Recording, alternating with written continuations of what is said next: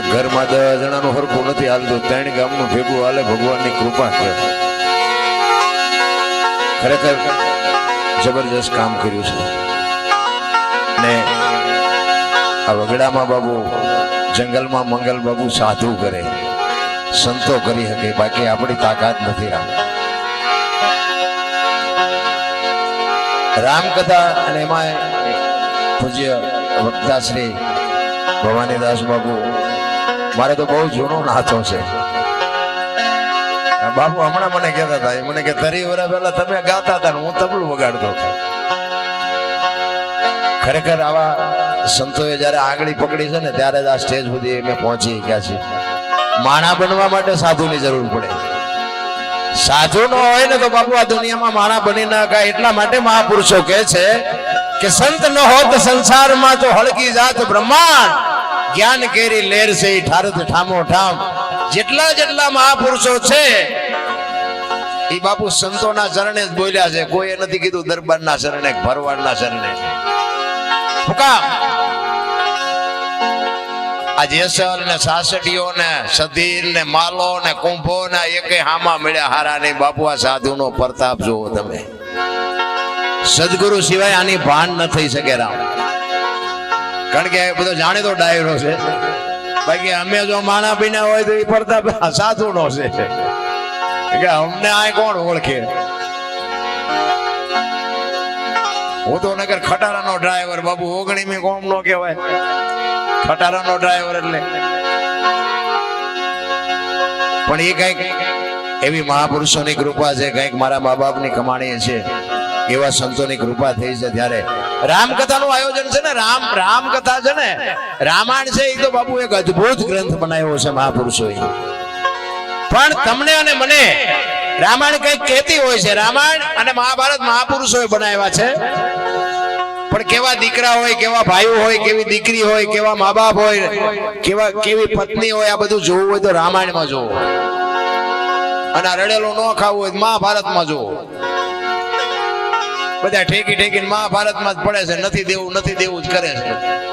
ને કૃષ્ણ પરમાત્માએ આ એક જ વાત કરી હતી દુર્યોધનને કે હસ્તિનાપુરની ગાદી તમે લઈ લ્યો, પણ આ 5 ભાઈ છે, અમને ખાવું શું, 5 ગામ તો દ્યો. દુર્યોધન કે હોના નાકા નેણી જેટલું નથી દેવું. ઈ કે બાજવું પડશે, કે બાજવું છે પણ દેવું નથી. આ બધા ભાઈ જ્યાં શું કાઢ્યું. અને આ રામાયણ તમે જુઓ, મારા રામ અખિલ બ્રહ્માંડનો માલિક જેથી બાપનું વચન પાળવા જાય તેથી અયોધ્યાની ગાદી બાકસના ખોખા ઘોડે રખડતી હતી. મારા રામ નોખી માયુના દીકરા.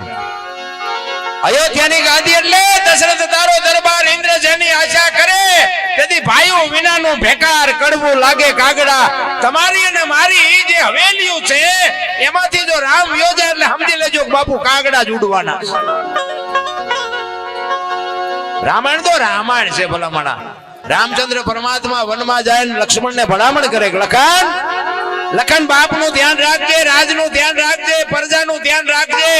કાલ 14 વર્ષ પૂરા થાય હું આવતો રહીશ. તેથી લક્ષ્મણ કહે છે મોટા ભાઈ તમે મારા બાપ છો અને સીતા મારી માં છે. મારા મા બાપ વનમાં જતા હોય તો અયોધ્યાનું રાજ જેને જોઈએ એને મુબારક. મારા રામ કેવા દીકરા છે. તેથી અયોધ્યાની ગાદીનો કોઈ ધણી નહોતો. મારા રામ ઇન્દ્ર જેવાને જો આશા થતી હોય ને એ ગાદીનો કોઈ ધણી ન હોય તો એ દીકરા કેવા છે, એ માયું કેવી છે, અને સંસ્કારનું સિંચન કેવું કર્યું છે. હું તો બેનો દીકરીઓને ખાસ કહું, તમે તો શક્તિનો અવતાર છો. ધારો તો આજે બાળીને ભસ્મ કરી દો એ તાકાત છે તમારામાં. અને જ્યાં ધર્મ ધ્રુજો પુરુષ નથી પૂગી શક્યો, દેશની આબરૂ બાપુ દીકરીઓએ રાખી છે. ઇતિહાસ ખોલવાની છૂટ. જેટલા સફળ પુરુષો છે એમાં એક ભગવતીઓનો હાથ છે. લખવું હોય તો લખી લેજો.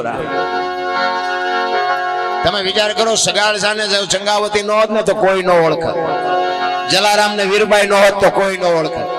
અયોધ્યાનો મહારાજ હરિશ્ચંદ્ર રાજાને તારામતી ન હોત તો કોઈ ન ઓળખે. જબુમાં ન હોત ને, હમણાં ભાઈ ભજન કર્યું, જબુમાં ન હોત તો સવારામ ને કોઈ ન ઓળખે. અમરમાં ન હોત તો દેવીદાસ બાપુ ને કોઈ ન ઓળખે. એક સફળ પુરુષની વાહે બાપુ એક દીકરીઓ છે. દીકરીઓને એટલા માટે કહું છું, અને સંતોએ કીધું કે જનુની જણ તો ભગત જણજે, કા દાતા કા સુરવીર, નહીં તો રેજે વાંચણી, મત ગુમાવજે નો. હારી માં વગર બાપુ હારા સંતાન કોઈ દે ન થઈ શકે. રામાયણ તો રામાયણ છે. રામ કુળ રાવણ નો નાશ કીધા પછી એકવાર રામને વેમ આવ્યો, મુજ નામથી પથરા ધરે, આવો ઢોંગ કોને ચલાવ્યો? અખિલ બ્રહ્માંડના માલિકને જો આ શંકા જાતી હોય તો તમને મને તો જાય, એમાં કોઈ નવીન છે ને. પણ રામના નામથી કે પાણા થર્યા છે, આપણે તો માણા છે નો થરીએ, પણ ટાઈમ ક્યાં છે આપણે? હવે આવું કઈ હોય નહીં, આવું કઈ એને માહિતી શહેરમાં તો વધારે થોડુંક ભણી ગયા છે તો કે એકચ્યુઅલી આવું કઈ હોય જ નહીં, મરી જાય છો.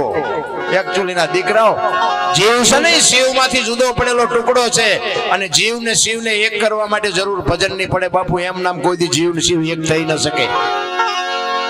એટલા માટે રામાયણ છે ને ભાઈ, અખિલ બ્રહ્માંડ નો માલિક. એક તુલસીદાસ મહારાજે એવી સાખી લખી છે મારા ખ્યાલથી કે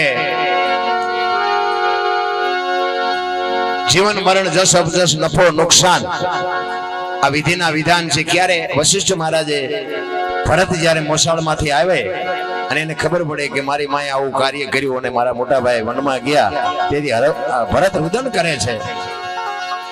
એ વખતે વશિષ્ઠ મહારાજ કહે છે કે સુનહો ભરત ભાવિ પ્રબળ, જીવન મરણ, જસ અપજસ, નફો અને નુકસાન, આ વિધિના વિધાન છે. મેં ગોઠવું હતું હાંજે કે હવારે રામને ગાદી ઉપર બેહાડવાના, અને 12 કલાકની રાત જઈતા આખું ચકડું ભરી ગયું. આ વિધિને હું તો ન પહોંચી કે બાપ શાંત થઈ જા. અને આ જ સાખી તુલસીદાસ મહારાજ રામાયણમાં લખીને એમાં ને એમાં એની વાત કરે, સંતોના મોઢે સાંભળેલી વાત. કારણ કે મને કઈ વાંચવાનું આ કઈ મળ્યું નથી કઈ, પણ જીવન મરણ શું છે, નફો અને નુકસાન શું છે, અને જ અને અબજ શું છે, હજી આજની તારીખમાં બાપુ વિજ્ઞાન નથી કરી. એટલા માટે તુલસીદાસ મહારાજ રામાયણમાં મારા અંદાજથી એનો ખુલાસો કરે કે નફો કોને થયો અને નુકસાન કોને થયું. રામાયણમાં નુકસાન થયું માં કૌશલ્યા. જુવાન દીકરો અને વહુ જો વનમાં જતા હોય તો માં માથે તેથી કેવી વીતી છે. નુકસાન થયું માં કૌશલ્યાને, અને નફો થયો સબરીને બાપુ માતંગ ઋષિ જેના ગુરુ મહારાજ. અને એને કીધેલું કાંઈ બેહી જા, વેલો મોડો રામ આવશે. રામને અહીંયા જવું પડ્યું, કોઈ નાતે નેડો નહોતો ને કાંઈ હગું નહોતું થતું. નુકસાન માં કૌશલ્યાને થયું અને નફો સબરીને થયો. તો જીવન કોને મળ્યું અને મૃત્યુ કોને મળ્યું? તો મૃત્યુ મળ્યું રાજા દશરથને. રામ જેવો દીકરો હોવા છતાં મૃત્યુ રોકી ન શક્યા. અને જીવન મળ્યું અહલ્યાને બાપુ પગ અડ્યો અને શ્રાપમાંથી મુક્ત થઈ જાય. આ વિધિના વિધાન છે. તમે વિચાર કરો કે દશરથ મહારાજનો જો દીકરો હોય અને ન કરી શકે, અને ઓલી તો સલ્યા થઈને પડી હતી રામને અહીંયા જવું પડે, તો આ વિધિના લેખ નથી તો બીજું શું છે? તો જ કોને મળ્યો અને અબજ કોને મળ્યો? તો અબજ મળ્યો કઈ ને, અને જ ખાટી ગયા વાંદરા બધા. એમાં અયોધ્યામાં બાપુ કોઈ કામમાં ન આવ્યું અયોધ્યાના માણસો.